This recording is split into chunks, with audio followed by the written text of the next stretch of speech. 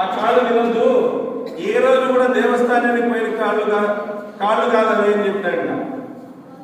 తల తినేకపోయిందంట. తల తినేకపోతే తల కూడా తినొద్దు, ఏ రోజు వాడు తల వచ్చలేదు ఎవరికి కూడా, ఎప్పుడు తలెత్తుకొని అహంకారంతో తిరిగేటువంటి వాడు, కాబట్టి వాడిని తల తినొద్దు అన్నట్ట.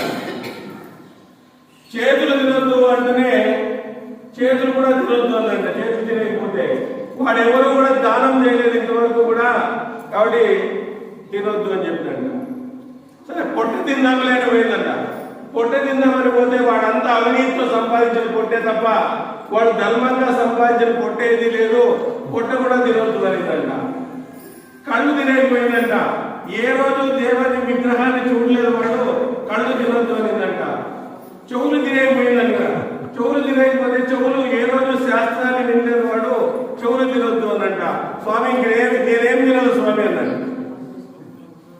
ఇంకేం తినదు స్వామి నేను వీటిలో.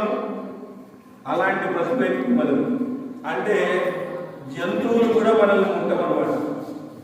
ఒకచోట మనిషి తల, పులి తల, మేక తల ఇచ్చినారంట.